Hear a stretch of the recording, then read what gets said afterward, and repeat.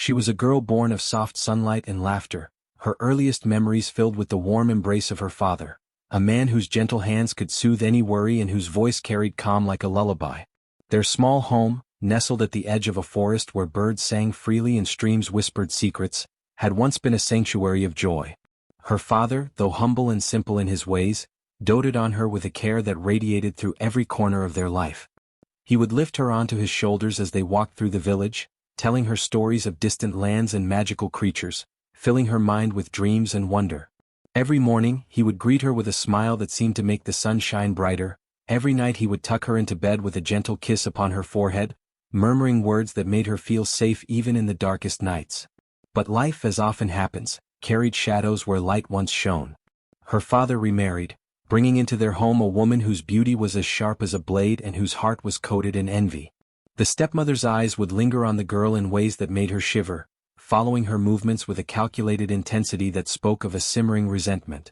Though the girl had known love in abundance, she could sense the subtle shift in the household, the tension that grew like a creeping vine around the corners of their once warm home.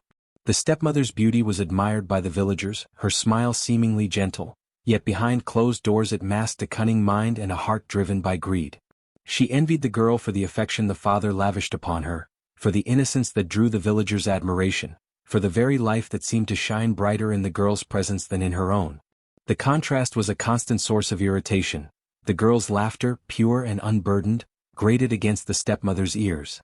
Every compliment her father gave, every gentle word of praise, seemed to deepen the chasm of jealousy that lay within the stepmother's chest. At first, the cruelty was subtle, almost imperceptible. She would make sharp remarks masked as advice. "Be careful not to spill the water or the floor will be ruined," she would say, though no harm had come. "Do not dawdle by the window, chores wait for no one." The girl would nod obediently, confused by the harshness in her voice but trusting in her father's kindness, hoping that these words were simply the ordinary frustrations of a new household. But soon the subtleties turned to demands. Tasks increased in number and difficulty, and the stepmother's eyes gleamed with satisfaction whenever the girl faltered, whether from exhaustion or fear. Her father, gentle and trusting, remained unaware of the full extent of her suffering. He continued to provide for them, believing that love alone could shield his daughter from harm. He would offer smiles and encouragement, telling her to be patient, to work hard and to honor her family. Yet, he could not see the daily torment, the way her small hands ached, the way her spirit bent under the weight of endless demands. The girl tried not to complain, fearing that speaking out would bring the stepmother's wrath down upon them both. The stepmother's cruelty was often calculated. She would assign the girl tasks that seemed impossible to complete before sunrise. Fetching water from the distant well became a daily ordeal, and scrubbing the floors until her hands burned with pain was a regular punishment. Every misstep, every small delay, was met with sharp words or the threat of harsher work. She would watch the girl struggle, her lips curling in satisfaction, and then report to the father with feigned concern, painting herself as the one ensuring the household ran smoothly. The father, blinded by trust, would nod, unaware of the torment hidden behind his daughter's downcast eyes. Even in the midst of such oppression, the girl's spirit retained a flicker of light. She would rise before dawn to help with the morning chores, her small frame moving with quiet determination. Her heart, though heavy with the weight of fear, clung to the love of her father, and to the hope that one day, the household might be filled with warmth once again. Yet the stepmother's shadow loomed ever larger, casting long, suffocating tendrils over every corner of her life. The villagers noticed the change in her demeanor. Once bright and cheerful, she now moved with quiet steps, eyes lowered, hands perpetually busy with labor. Whispers circulated about the girl who seemed burdened by unseen hands, though none knew the depth of her suffering. Some of the older women shook their heads, recalling the innocence she had carried, lamenting the heavy hand of a stepmother whose jealousy knew no bounds. Evenings were the hardest. The girl would return from chores, her small body exhausted, her hands raw and aching. The stepmother would watch with a predatory satisfaction, pointing out every imperfection in her work, demanding repetitions until perfection was achieved. Yet her father, ever kind, would try to soothe her, offering warm food and gentle words.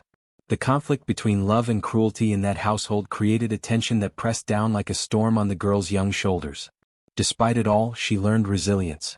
Each day brought a trial, yet she endured, her heart holding fast to the love she knew was real. The stepmother's jealousy and harshness became a crucible, forging in the girl a quiet strength, an understanding that cruelty, though painful, could not extinguish the light that had been nurtured in her from birth. She began to observe, to understand the motives behind every sharp word, every impossible task. She began to see the patterns in the stepmother's cruelty, preparing herself even unconsciously for the day she would face it fully. The home, though physically intact, had become a place of tension and fear, a house split between love and malice. Her father's warmth offered protection, yet it could not shield her entirely. The stepmother's eyes were everywhere, her voice an ever-present threat. And within this crucible of jealousy, pain, and endurance, the seeds of something extraordinary were quietly being planted in the girl's heart, an inner strength that no cruelty could destroy, and a magic that, though hidden now, would one day reveal itself in ways no one could have imagined. From the moment the first rays of dawn touched the little cottage, the girl was awake, her body already aching from yesterday's toil. The stepmother's voice cut through the quiet like a whip, sharp and unyielding. "There is no time to waste," she barked, her eyes narrowing as she watched the girl rise from her straw mat.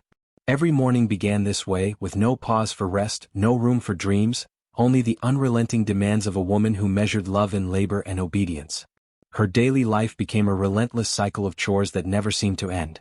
She fetched water from the distant well, the pail heavy with cold, clear liquid that sloshed over her hands and onto the dirt path.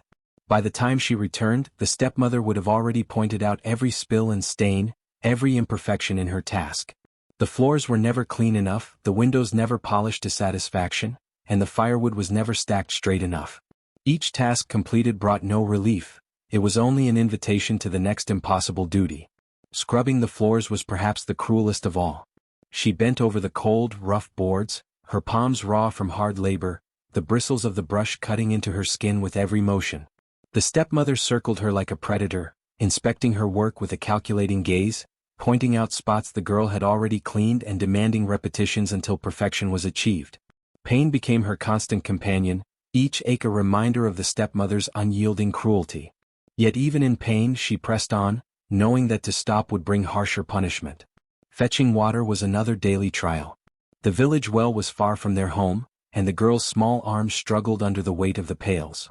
Often, the stepmother would deliberately send her on errands while the sun was at its fiercest, ensuring that exhaustion would compound with every step. Thorns scratched her legs, stones bruised her feet, and yet she dared not complain.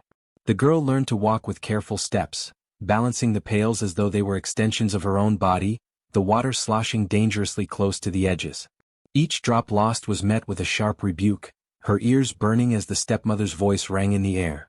Cooking, cleaning, washing, and tending to the fire consumed every hour of her day. The stepmother dictated each movement with precision, timing the girl's every action, watching to ensure that no task was completed too slowly. The kitchen was a place of constant fear, the smell of smoke and boiled water a reminder of the endless labor demanded of her.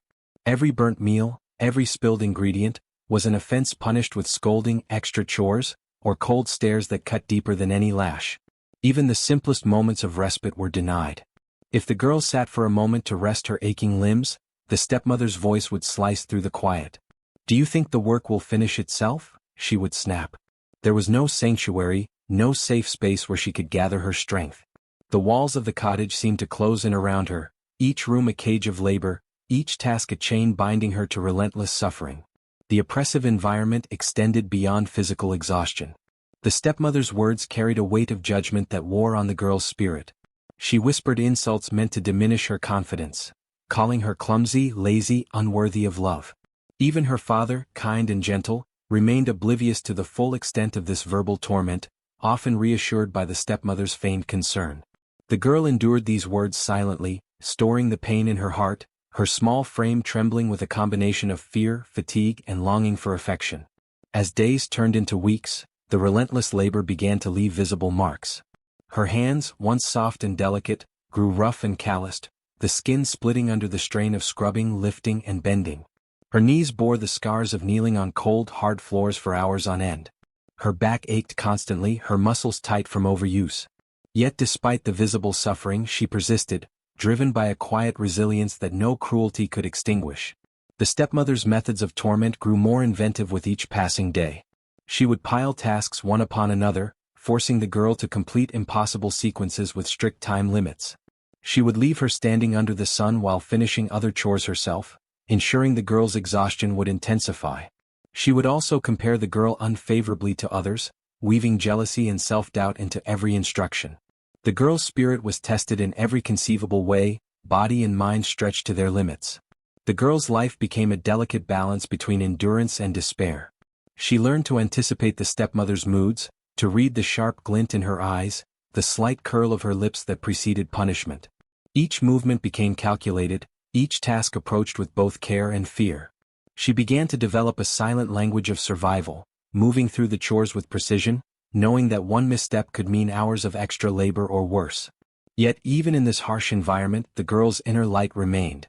She held on to memories of her father's love, the brief moments of warmth that reminded her that life could be gentle. She clung to hope like a precious ember, knowing that endurance, patience and quiet strength were her only weapons against the endless oppression. Each day's suffering, each ache and bruise, became a testament to her resilience, building a foundation for the extraordinary events that would one day change her life. The cottage, though small and humble, became a crucible of endurance. Within its walls, the girl was tested in ways no child should ever face. Yet through pain, exhaustion, and unrelenting cruelty she began to grow, not just in body but in spirit. Every scrubbed floor, every fetched bucket of water, every moment of silent suffering became part of her strength, the quiet power that would one day reveal the miraculous magic hidden within her blood. The morning air was still, heavy with the scent of wet earth and smoke from the hearth.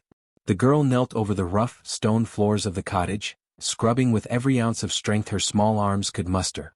Her hands were raw from days of relentless labor, the skin red and tender, but still she worked. Each motion became more labored than the last, her muscles trembling, her back aching, yet she could not stop. The stepmother's eyes were upon her, sharp and unyielding, and the girl knew that even a moment's pause would be met with scorn and punishment. As she pressed harder into the worn wood, a sharp sting traveled across her palms. She paused for a fleeting moment, lifting her hands to see the source of the sudden, burning pain. Tiny cracks had formed on her skin, ribbons of red appearing where the pressure had been greatest. Her eyes widened in shock and for a second, panic seized her. She had never seen her blood before, she had never imagined such a thing could happen from something as simple as scrubbing a floor. The girl's heart raced as she stared at her hands, unsure whether to scream or cry. The pain throbbed in rhythmic pulses, a harsh reminder of her vulnerability. She rubbed her hands together, hoping it was a fleeting irritation, a minor injury that would fade if ignored.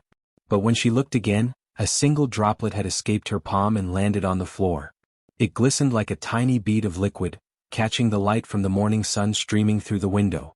Her breath caught in her throat as fear coursed through her veins. She instinctively pulled back, pressing her fingers to the wound, but more droplets came, each one small yet painfully real. Her mind raced with confusion. What have I done? Why is this happening to me? Am I cursed? The girl had endured so much hardship, yet this felt different. The pain was sharper, more intimate, as though her very essence was being drawn out through her hands. She shivered, a mix of fear, exhaustion, and disbelief weaving together into a tight knot in her chest. The stepmother's voice shattered the quiet. What is taking so long? Are you daydreaming again? She snapped, her tone dripping with impatience. The girl froze, unsure how to explain what had happened. She could not tell her stepmother that her own blood had begun to flow from scrubbing the floor. To speak might bring further punishment, perhaps even worse than the endless labor she had already endured. Tears pricked her eyes and she fought to keep them from falling, focusing instead on the task at hand. She pressed on, scrubbing even more vigorously, the rhythm of her movements mechanical and unrelenting. Yet the sting in her palms grew with each pass, spreading across her hands like tiny fires igniting beneath the skin. Each movement brought another droplet, and with every droplet her fear intensified. She had no understanding of the forces at play, no clue that what was occurring was not a curse but a miracle waiting to reveal itself.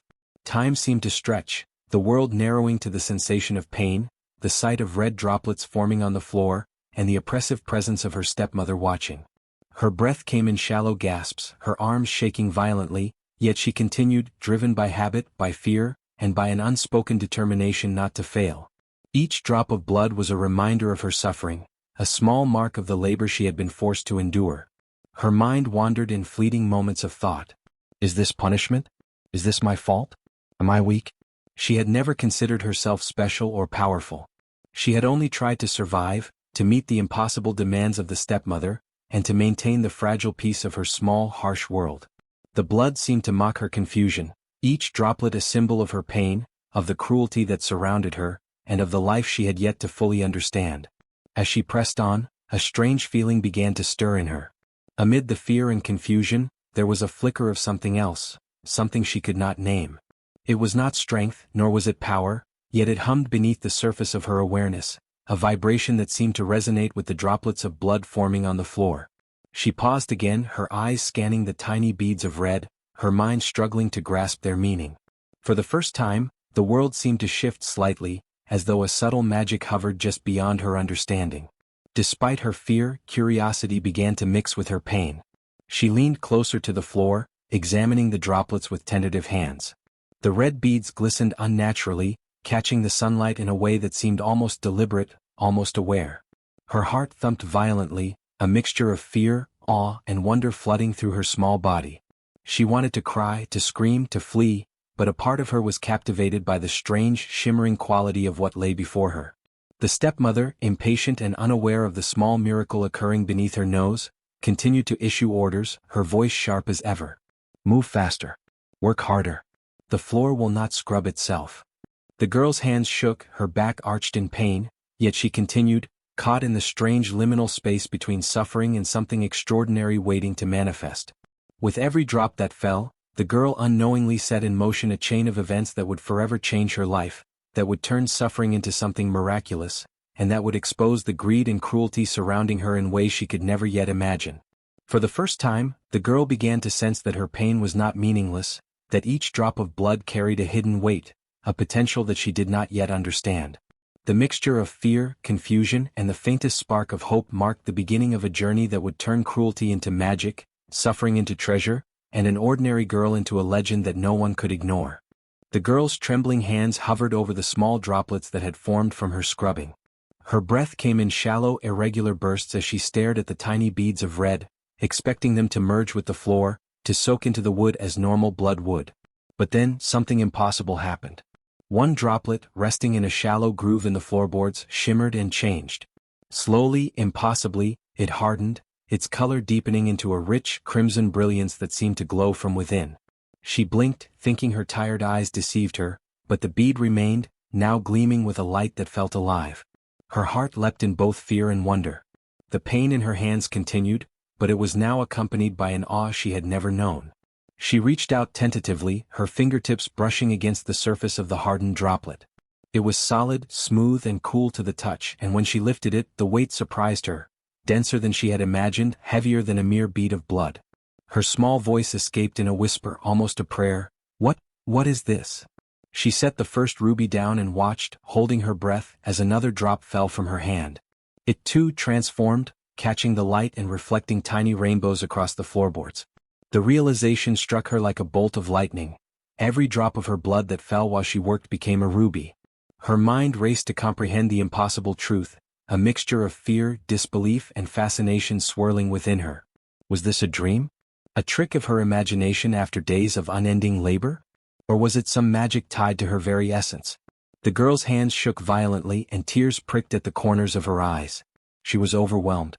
All the pain, all the suffering she had endured under her stepmother's cruel hands, had given birth to something extraordinary. The floor beneath her, once rough and unyielding, was now speckled with tiny, glowing rubies, each one a testament to her endurance, her patience, and her secret strength. She could hardly believe it. The thought that pain could turn into treasure was both terrifying and exhilarating. As the minutes passed, the girl began to experiment cautiously. She pressed her hands harder against the floor, feeling the sting as she scrubbed, and with every trickle of blood that fell, another ruby appeared. Soon, the floor around her was adorned with dozens of gleaming stones, a scattering of crimson jewels that sparkled like captured fireflies. The transformation felt alive, as if the rubies themselves recognized her presence, responding to her pain and effort with a brilliance that left her awestruck. Fear crept in alongside wonder. What did this mean? Why her? Was this a blessing or was it some strange curse? The girl's mind filled with questions she could not answer. She glanced toward the stepmother, who had stepped away to gather more cleaning supplies, unaware of the miracle unfolding in the girl's hands. Relief washed over her, but it was fleeting. The knowledge that the stepmother might discover the rubies made her pulse race. How would the stepmother react? Would she be pleased, or would she seek to claim the jewels for herself? The girl's breath caught in her throat as she looked down at the floor again. Each ruby seemed to pulse with life, catching the light in a way that made it seem as if a tiny flame flickered within.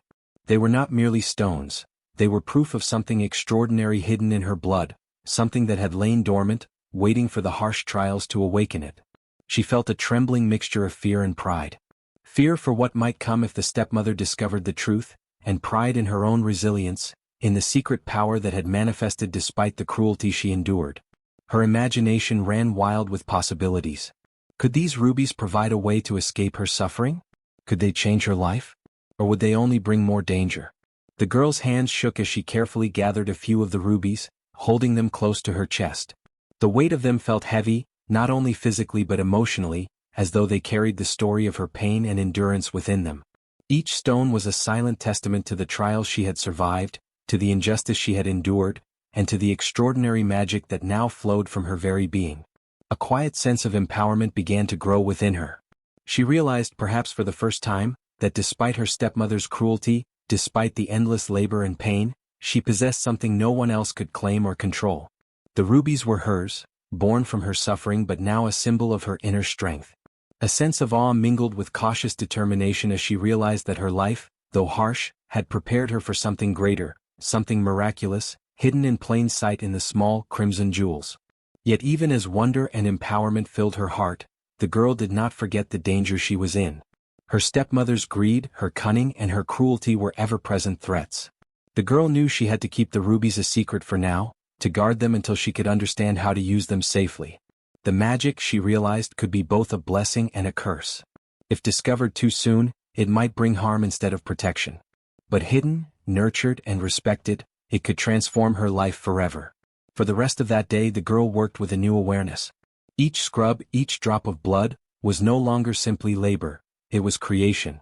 Pain transformed into treasure, suffering into something that held value beyond measure. The floor that had once been a symbol of oppression had become a stage for wonder, and she, a small, enduring girl, was at the center of it. The rubies gleamed in the sunlight, a secret constellation scattered across the worn boards, promising that even in the harshest trials, magic could emerge.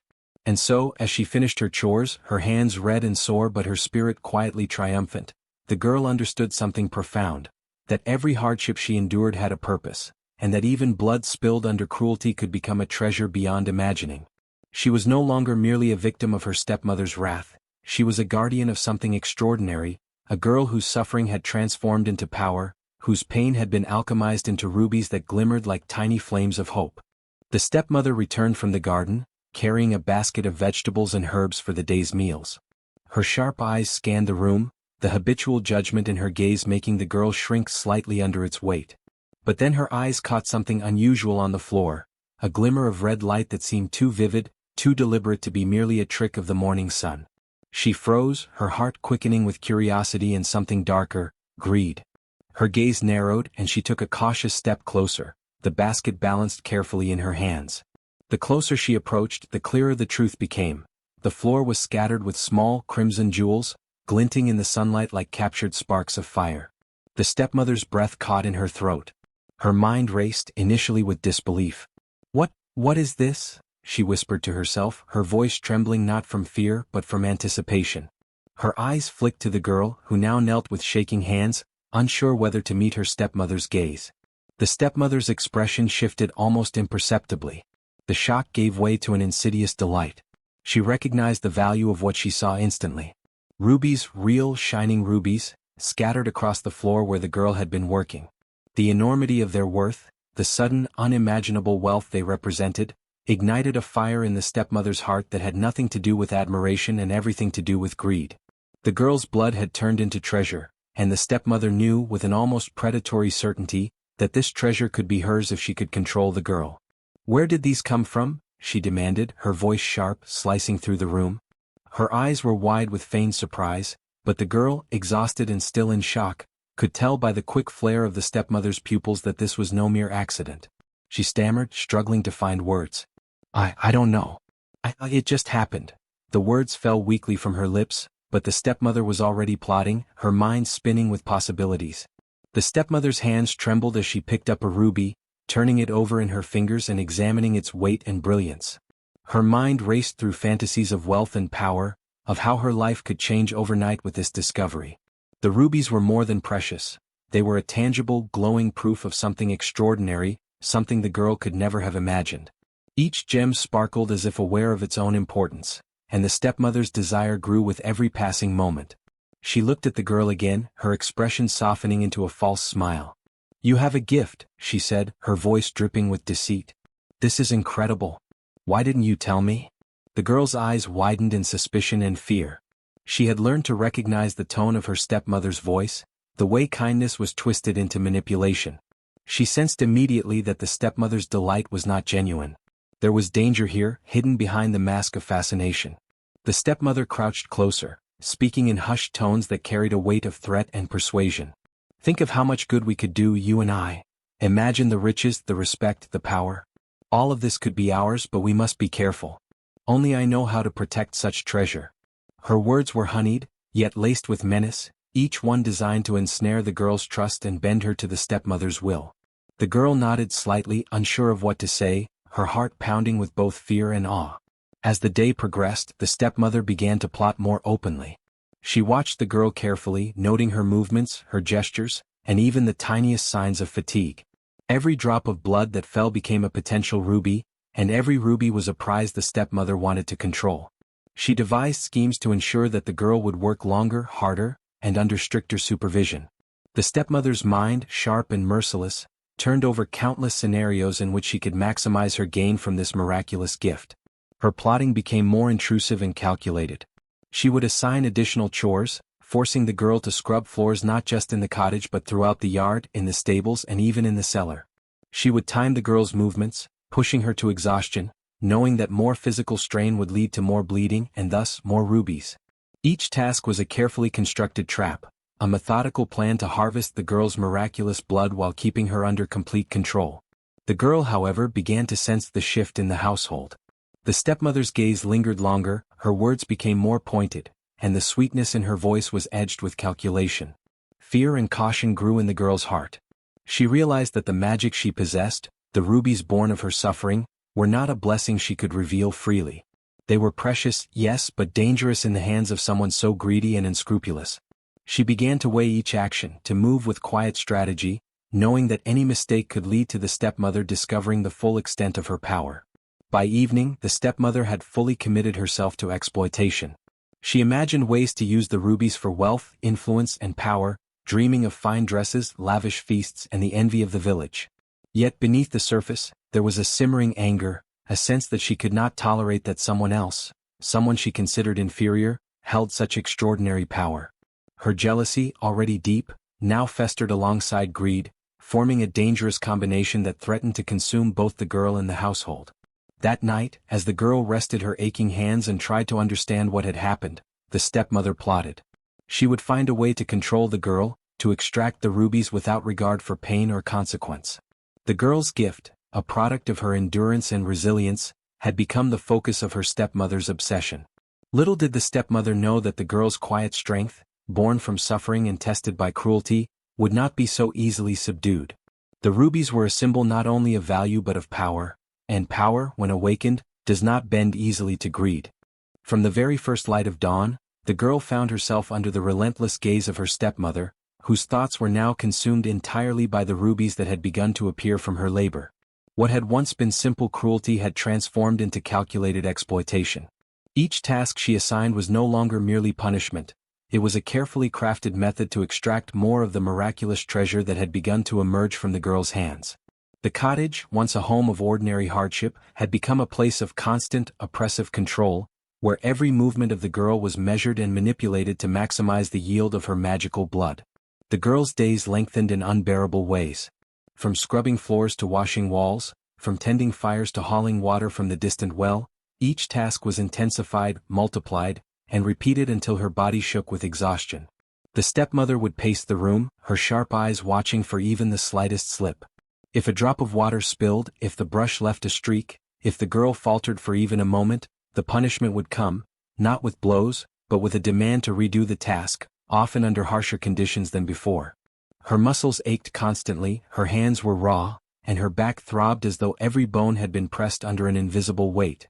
Each droplet of blood that fell became a ruby, and the stepmother's greed grew alongside the girl's suffering. She devised new ways to ensure that the girl's pain would produce more gemstones. Floors in every corner of the cottage and yard were assigned for scrubbing, walls for washing, and even the floors of the stables were not spared. Tasks were deliberately made impossible, forcing the girl to strain beyond her limits. She carried buckets heavier than her small frame could manage, scrubbed with relentless repetition, and knelt for hours on cold, unforgiving stone and wooden floors. Every effort left her body trembling, yet she endured, because she had learned early that defiance brought far worse consequences. The emotional torment was no less severe than the physical. The stepmother's words cut deeply, designed to diminish her spirit even as her body was pushed to extremes. "You are slow, clumsy, and useless," she would say, her tone both cruel and casual, as if the girl's suffering were merely an inconvenience. "If you cannot work properly, perhaps you are not meant to serve at all." These words, repeated over and over, burrowed into the girl's mind, testing her endurance, trying to convince her that her strength, resilience, and very existence were unworthy. Yet in the face of relentless verbal assault, the girl found a quiet, stubborn resistance growing in her heart. The stepmother's exploitation was methodical. She timed every chore, measuring the girl's speed, precision, and endurance. She would assign tasks in impossible sequences, forcing the girl to move from one exhausting duty to the next without pause. Even small errors were punished by repetition, increasing the intensity of both labor and emotional strain. The girl's hands, already red and tender from days of scrubbing, began to bleed more frequently under the unyielding pressure. And with each droplet that fell, a ruby appeared, gleaming like a testament to both her suffering and her hidden power. Despite the pain and exhaustion, the girl persisted, her body and mind pushed to the brink. She began to measure her own limits, to calculate how much strain she could endure before collapse, learning to navigate the stepmother's cruel expectations while preserving some tiny reserve of energy and awareness. She moved with careful precision, balancing the desire to complete tasks quickly with the need to avoid further injury. Every drop of blood became a precious, involuntary gift, a secret rebellion born from the hardship forced upon her. The psychological impact was immense.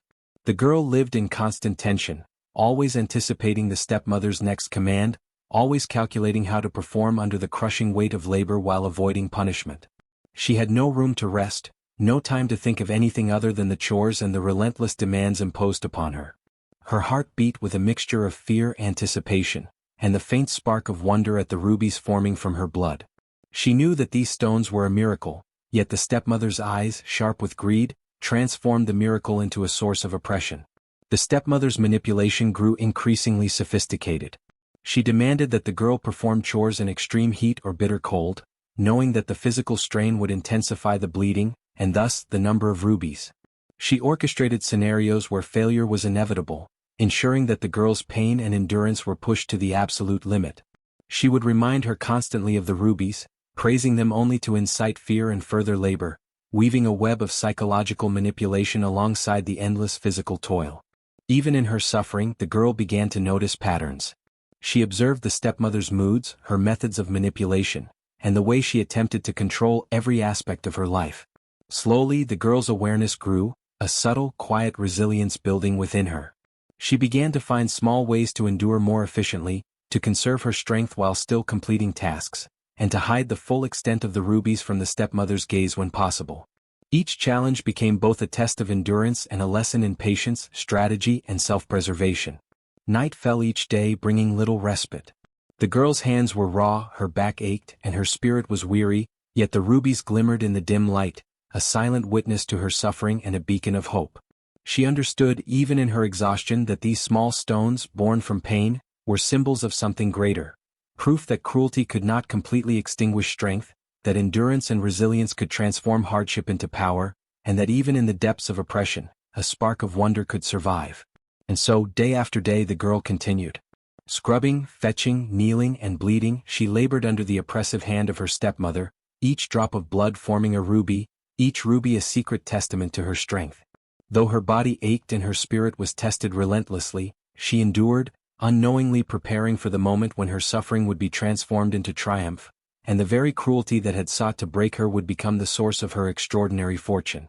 Word of the girl's extraordinary rubies began, almost imperceptibly at first, to seep beyond the walls of the small, secluded cottage. A wandering traveler, passing through the village on business, happened to glimpse a faint glimmer beneath the cracks of the door as he rested his cart outside. Intrigued, he paused, leaning closer to catch a clearer view. At first he thought it was sunlight reflecting off water or polished stone, but the sparkle seemed deliberate, alive, and impossibly bright. Curiosity piqued, he inched closer, careful not to disturb the household, and there, scattered across the floorboards, lay the rubies, deep red, glowing softly in the dim light. The traveler gasped, his eyes widening in astonishment. He had heard tales of distant lands rich in jewels and rare treasures, but nothing could have prepared him for this miraculous scene. A young girl's labor transformed into countless crimson stones, each one catching the sunlight and reflecting it like a captured flame. Wordless for a moment, he simply watched, trying to reconcile the ordinary act of a girl scrubbing the floor with the extraordinary jewels that lay before him. It seemed impossible, yet the evidence was undeniable. Unable to contain his excitement, the traveler returned to the village square to relay what he had seen. His tale, at first met with skepticism, quickly gained momentum. "Rubies from a girl's hands," he declared repeatedly, his gestures wild with enthusiasm. Villagers listened, their initial doubt giving way to fascination, curiosity, and soon greed. The notion that a single girl, so young and seemingly ordinary, could possess such a miraculous gift both astonished and unsettled them. Mothers whispered to their children, merchants speculated on trade possibilities, and elders muttered anxiously about portents and signs. The stepmother naturally became aware of the growing rumors. At first, she tried to dismiss them as idle gossip, convincing herself that the villagers' fascination could not reach the cottage. But when more travelers arrived, drawn by curiosity and tales of a magical child, she realized that her secret was in jeopardy. Fear replaced her initial excitement. If the rubies were discovered, the girl would be coveted by others, and her carefully constructed control could unravel. The stepmother's mind spun with anxiety and desperation, her schemes now overshadowed by the need to protect her claim on the miraculous treasure. Curiosity among the villagers escalated quickly. People came in pairs, in small groups, and sometimes alone, peering through windows and door cracks, trying to catch a glimpse of the girl or the jewels. Their whispers traveled through the streets, across the marketplace, and into homes, creating a palpable tension in the air. Some marveled at the beauty and apparent magic of the rubies, others whispered warnings about witchcraft, and a few, driven by envy, considered ways to claim the treasure for themselves. The story of the rubies became both a source of wonder and a spark of discord. The girl herself remained cautious, aware of the growing attention but determined not to reveal the full extent of her gift. She hid the rubies meticulously, secreted away in hidden compartments beneath floorboards, behind beams, and inside the hollow of old wooden furniture.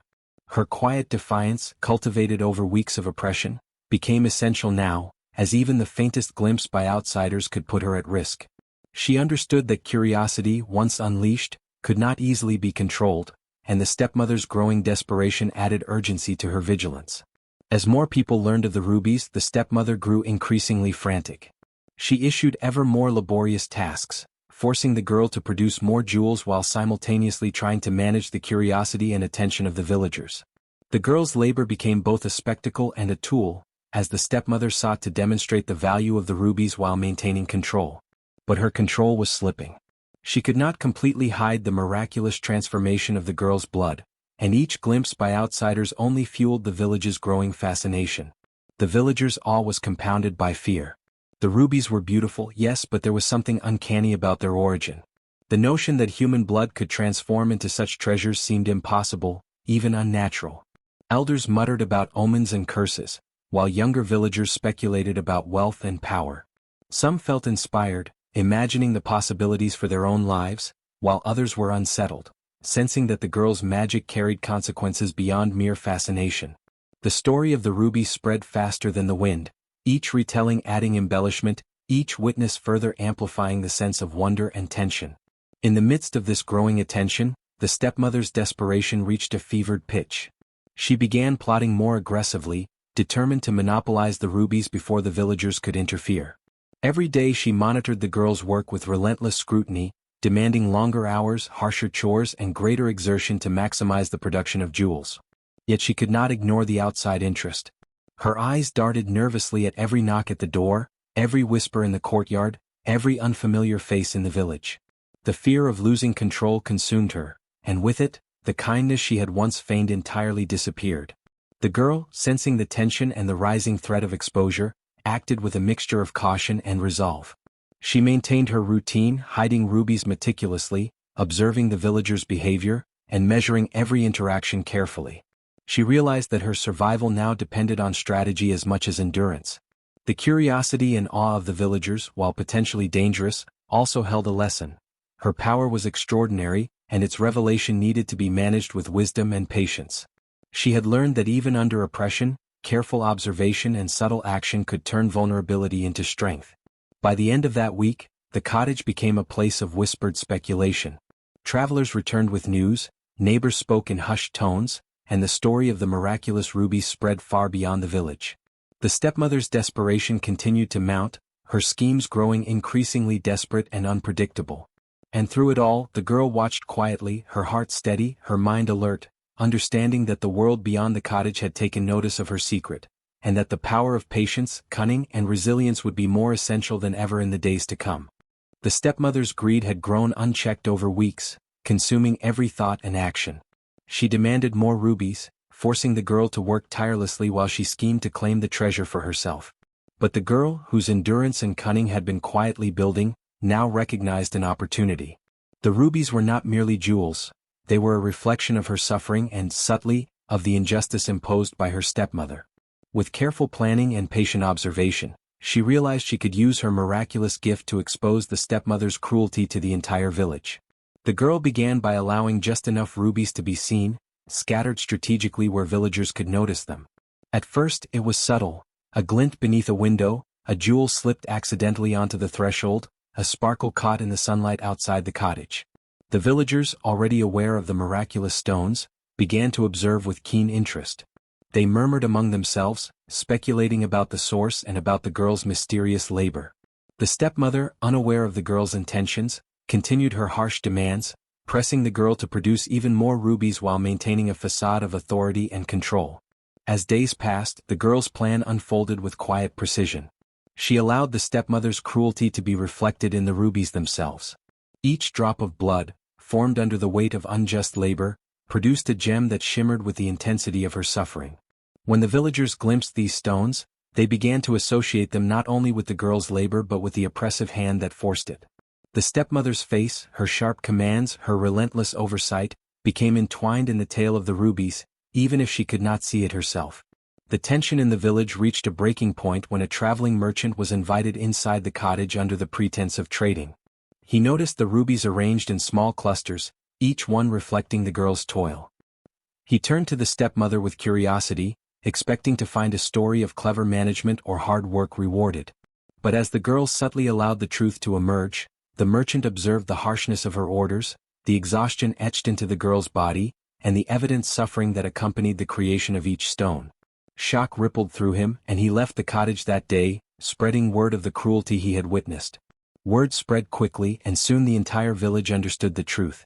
The stepmother's reputation, carefully maintained through fear and deception, began to crumble. Neighbors whispered about the injustice, merchants debated the ethics of the stepmother's treatment, and even distant travelers came to witness the scene. The girl's rubies had become living proof, tangible evidence of exploitation and cruelty. No words, no claims of innocence could counteract the clarity of the stones. Each gem was a silent testimony of labor inflicted under harshness, each one a reflection of suffering that could not be denied. The stepmother's reaction was one of disbelief at first, followed by panic. She had relied on fear and secrecy to maintain control, but now both had been stripped away. Villagers began to approach her directly, questioning her motives and exposing her manipulations. They demanded explanations, their voices a mixture of anger and moral outrage. The stepmother's attempts to deflect, to justify her actions, fell flat. The evidence was irrefutable. The girl's rubies told the story more vividly than any testimony ever could. As public scrutiny intensified, the stepmother's demeanor shifted from arrogance to desperation. She tried to punish the girl further, demanding more labor, using threats and intimidation, but the girl's calm defiance had grown stronger than fear. She continued to hide her rubies carefully, allowing just enough to be seen to maintain the narrative of exposure while preventing the stepmother from reclaiming control. The villagers, witnessing the stepmother's futile attempts to dominate, began to mock her, their disdain growing with every failure. Eventually, the villagers, empowered by the evidence before them, decided that the stepmother could no longer remain in a position of authority. They confronted her collectively, recounting what they had observed: the relentless labor, the harsh treatment, and the miraculous rubies born of suffering. The stepmother's protests were met with disbelief and scorn. Her authority, once unquestioned in the household, was shattered completely. The girl, standing quietly in the background, remained unharmed, her dignity intact, her resilience now visible to all. In the end, the stepmother faced consequences befitting her actions. Some villagers demanded her exile, others insisted on public humiliation, while a few proposed restitution for the girl, ensuring that the labor she endured would not go unrewarded. The rubies, once instruments of control, had transformed into agents of justice. Each one symbolized the girl's endurance, cunning, and moral fortitude, while also holding up a mirror to the stepmother's cruelty. No punishment could have been as fitting as the recognition of her deeds through the very jewels she had sought to exploit. As the stepmother was led away or confronted, the girl's quiet triumph became evident. She had endured physical torment, emotional abuse, and relentless labor, yet she emerged not only unharmed but empowered. Her magical gift, once a secret vulnerability, had become the key to her liberation and the stepmother's downfall. The village, now aware of the truth, celebrated the girl's resilience, and the rubies became symbols of both the extraordinary power hidden within suffering and the justice that can emerge from it. Through her patience, cunning, and unwavering endurance, the girl had orchestrated a reckoning. The stepmother, whose cruelty had once seemed unstoppable, now faced the consequences of her greed and malice. And in the quiet aftermath, the girl remained a figure of strength and wisdom, a living testament to the power of resilience and the extraordinary magic that can arise from even the harshest adversity. After the stepmother's downfall, the girl finally stepped into a life that reflected not only her resilience but also the extraordinary gift that had sustained her through years of suffering. The rubies, born from her pain, were now hers to command, and she approached them with a careful, measured wisdom that belied her young age.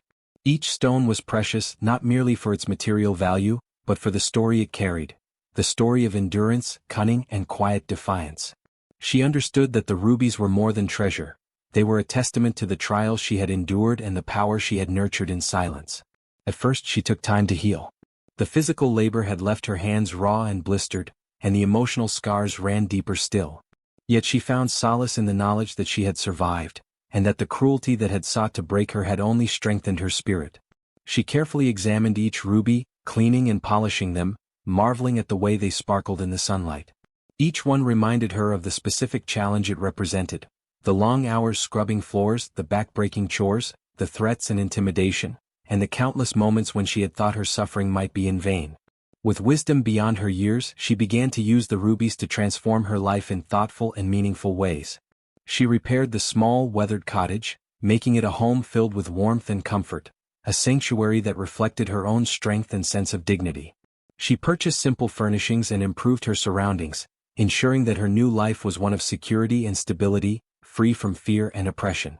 Yet even as she enjoyed the fruits of her endurance, she never lost sight of the lessons learned through hardship: that wealth alone could not bring happiness, and that power carried responsibility.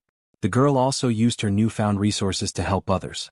She shared her story and her rubies discreetly with those in need, providing assistance to villagers who struggled with poverty, illness, or misfortune. She offered guidance to young girls in the village, teaching them that patience, resilience, and intelligence could overcome even the harshest forms of cruelty. Through her actions she became more than a survivor. She became a figure of hope, a living symbol that suffering could be transformed into strength, and that acts of greed and cruelty would ultimately meet their reckoning. Her generosity was not reckless, it was guided by the wisdom born from her experiences. She discerned those truly in need from those motivated by envy or greed, ensuring that her gifts nurtured the community rather than inviting exploitation. Through this careful stewardship, she cultivated both respect and admiration throughout the village. People began to speak of her not only as the girl who had endured the stepmother's cruelty but also as a woman who had transformed suffering into blessing, hardship into opportunity, and pain into power. The moral of her story became clear, both to herself and to those who witnessed it. The rubies were tangible proof that adversity could yield unexpected treasures, that patience and resilience were more valuable than immediate comfort, and that suffering, when met with courage and intelligence, could lead to extraordinary outcomes. Conversely, the stepmother's downfall served as a cautionary tale. Unchecked greed and cruelty, no matter how well hidden, could never prevail against integrity, strength, and the forces of justice.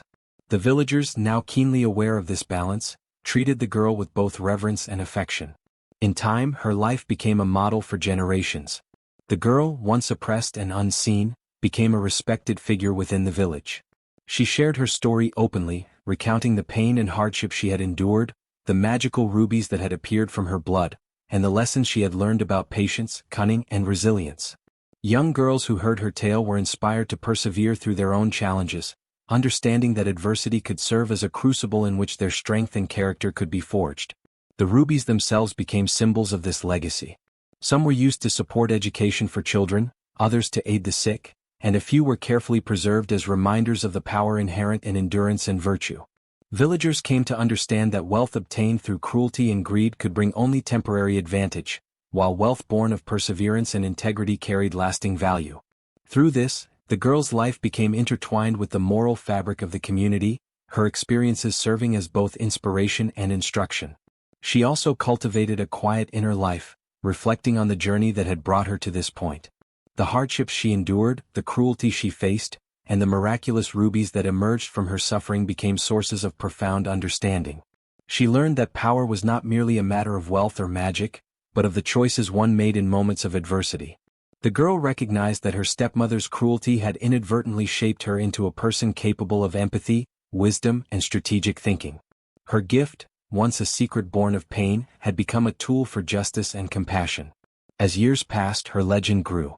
Travelers spoke of the girl whose suffering had turned into rubies, and who had used them to uplift herself and others. Within the village, her name was spoken with admiration, a symbol of how perseverance could overcome even the most formidable obstacles. The story reminded all who heard it that greed and cruelty carry their own consequences, and that virtue, courage, and wisdom could transform even the harshest suffering into lasting blessings. In the end, the girl's life embodied the profound truth that adversity, when met with patience and intelligence, can yield remarkable rewards. Her hands, once raw and bleeding, had produced treasures far greater than rubies. They had forged a legacy of resilience, justice, and hope. And so, the girl lived her days with dignity, her spirit unbroken, her wealth a testament to her strength, and her story a beacon to all who faced suffering, proving that even in darkness, there is the potential for brilliance, and that the heart guided by wisdom and courage can turn pain into something extraordinary.